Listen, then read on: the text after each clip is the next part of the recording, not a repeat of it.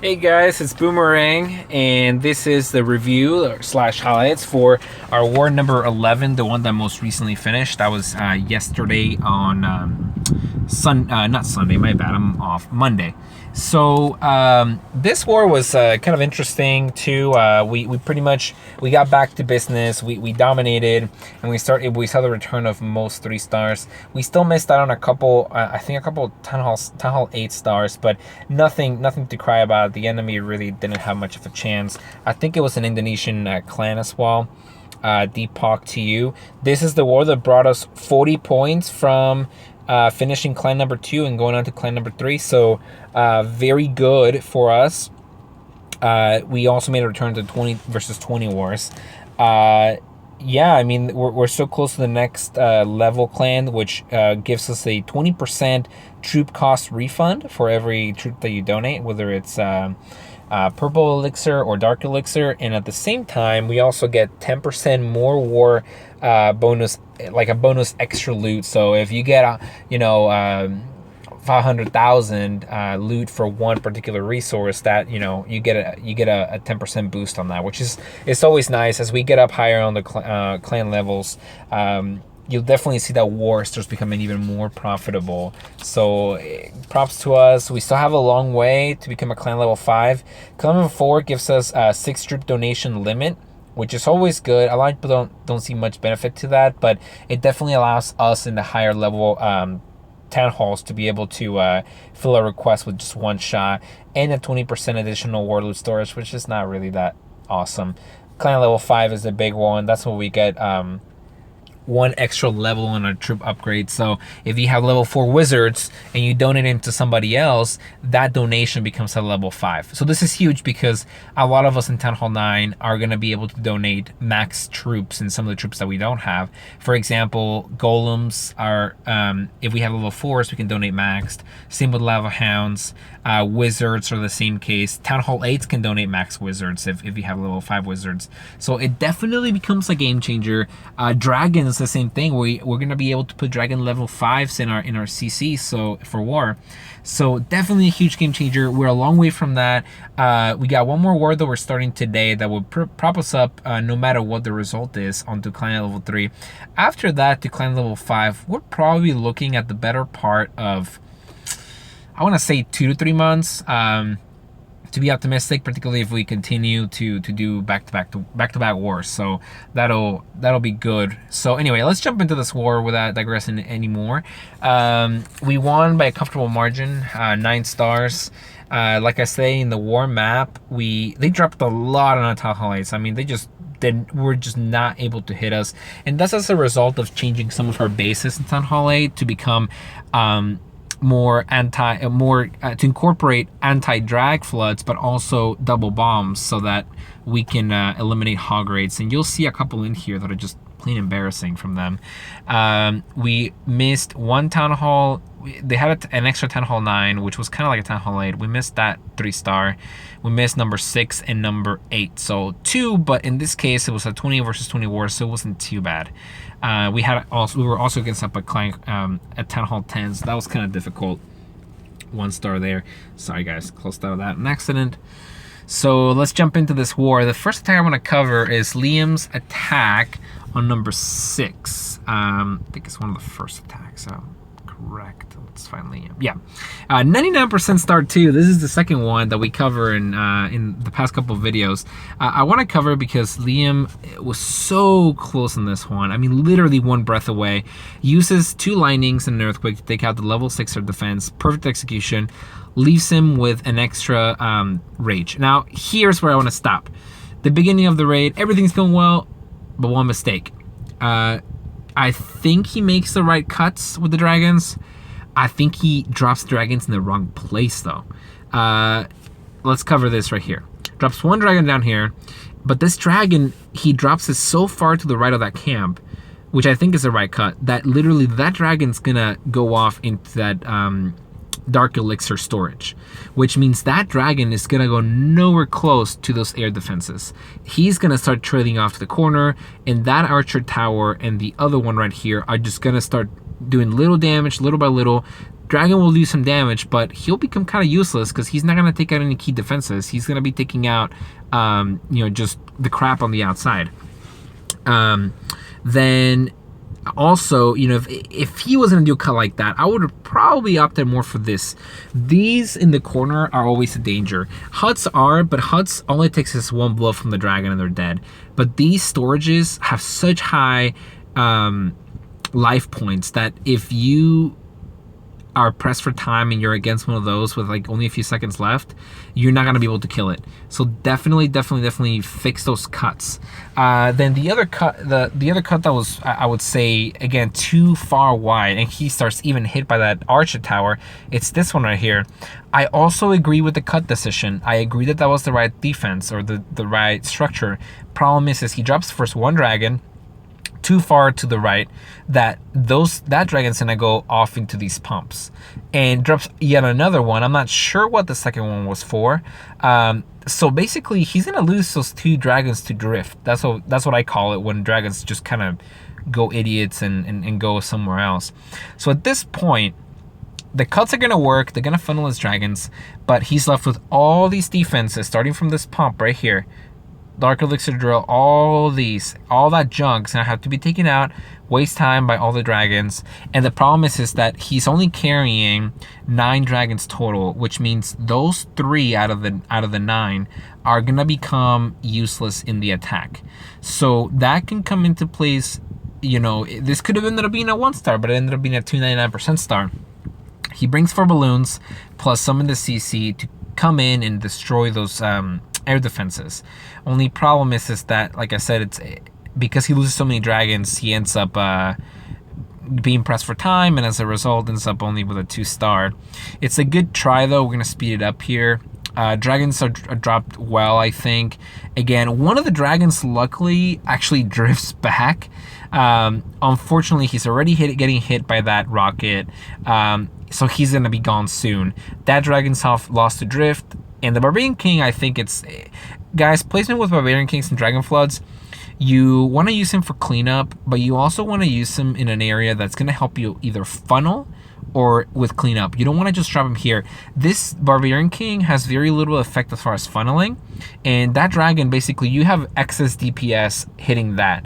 You don't want, that's basically a lost king as well. In this case, because he opted, instead of using this dragon here, maybe he could have used this king right here. And that way he would have taken out those defenses and you lose one less dragon. Or you could save it to the end and then, take out one of those corner spots. So let's keep watching the raid. Drops balloons very well. Like I said, it's so close that Rage is perfect, I think. Takes out the air defenses relatively quickly, but the core is so strong, and there's so few dragons left. That dragon from the CC is gonna kill him, and there's no way he's gonna be able to make it through all the defenses on time, which he actually kind of does. As you can see here, that dragon is just killing all his balloons, which are crucial. Eventually that dragon CC ends up dying. There we go. I think he's gonna be gone here in a second. But like I said, he's got 2 dragons left. Really a true race against time. And you'll see here why. I mean, 2 dragons could be enough for cleanup. The problem is that it's a whole minute that they're spending cleaning,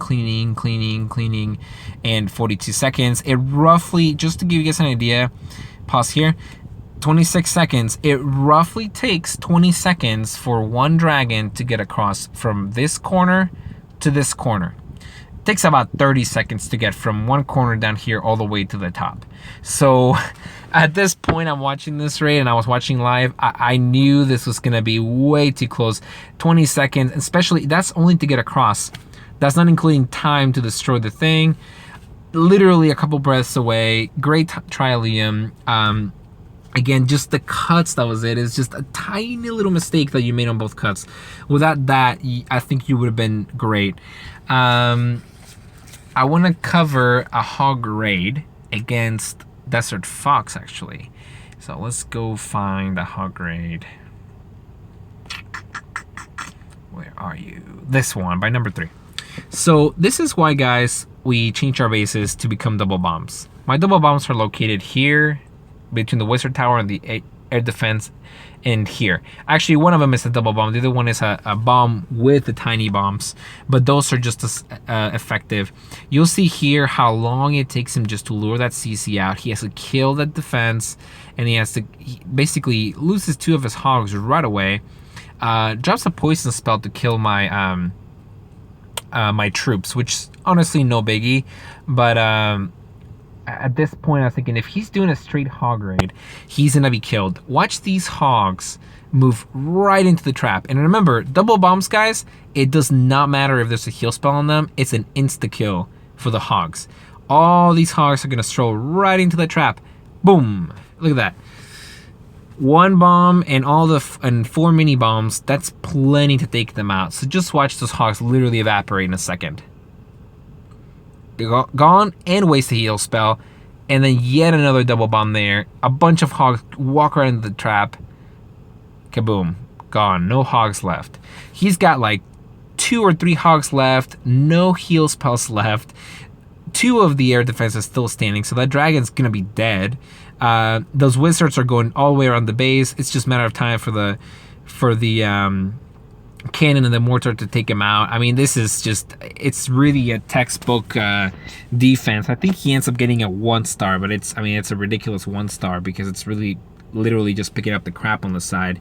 So guys, if your base is being 3-star by hogs, you gotta change that base because it's not difficult enough. All you need is just a 1 double bomb placement that's well inside your base, that's not that they can't trigger.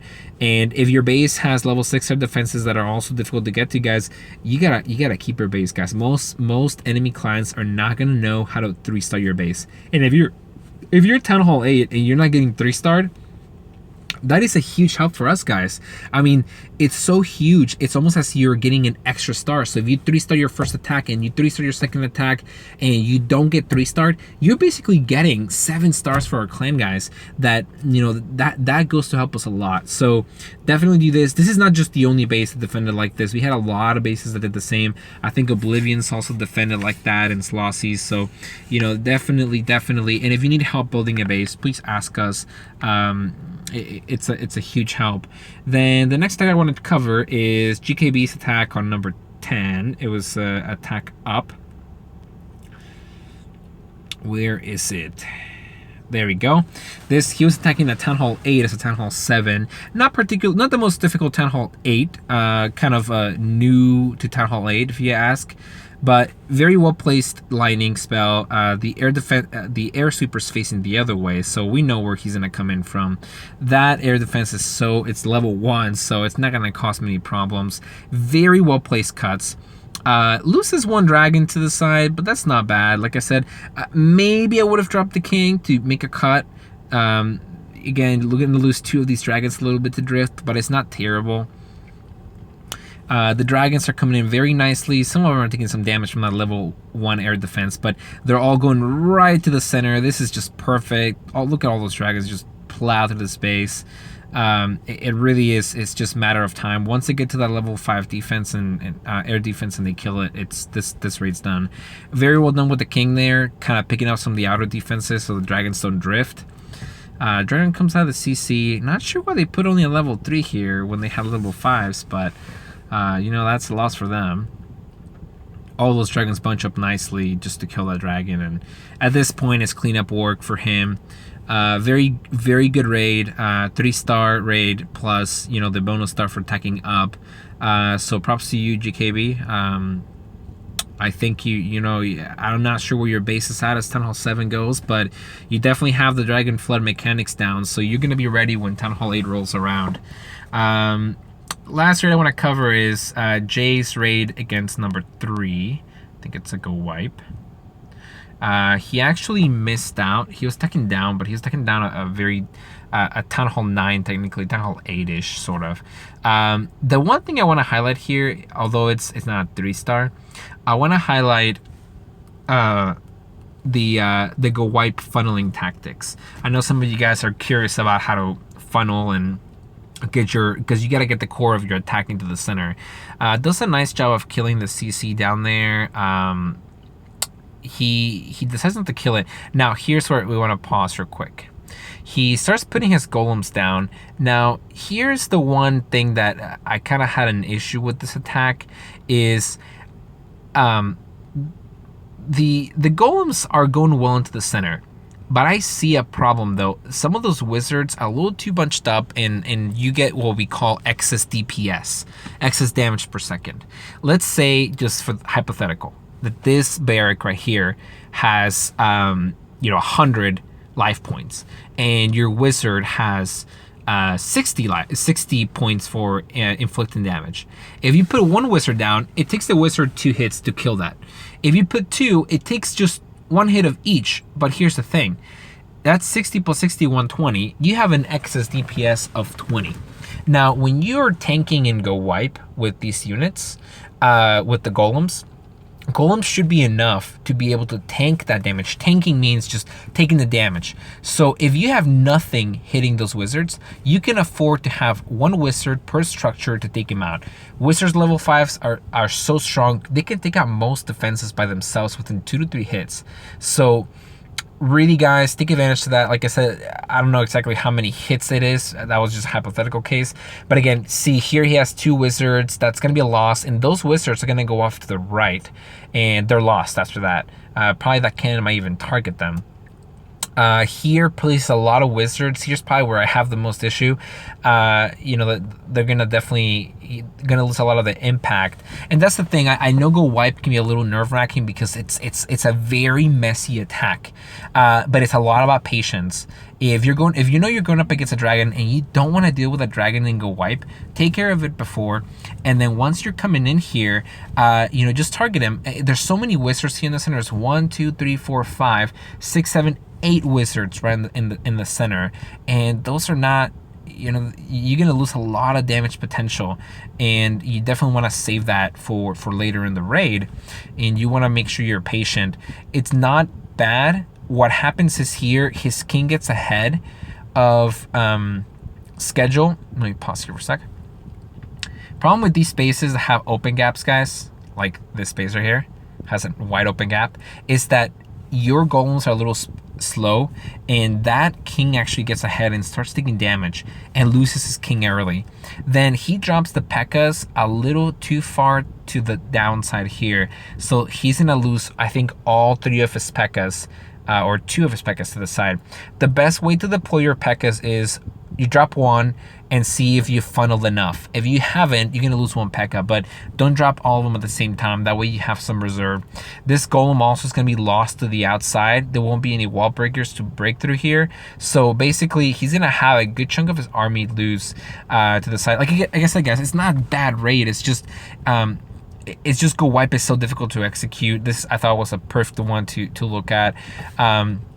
Watch this king, he's just doing retarded stuff. He's going through the base, but he's taking upfront damage, and like I said, he's gonna lose him early. The queen is very lightly protected, that once this little mini golem goes, the queen's gonna be starting to take some damage. Like I said, the P.E.K.K.A.s on the side are going around, they're taking all the damage, and they're definitely lost to the raid.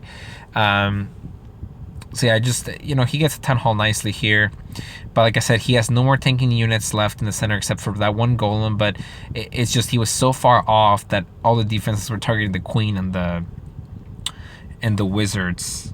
So yeah, that's pretty much it with this raid. I mean, again, he gets a high high percentage 2-star. It's not a terrible raid. Literally, had those P.E.K.K.A.s gone in the center, this could have been a complete different story, because at that point the P.E.K.K.A.s would have probably tanked for the queen. But guys, just it's something to remember with go wipe. It's all about funneling. If you don't let these gaps lie to you, those gaps are dangerous. They are meant for you to start your go wipe on that side.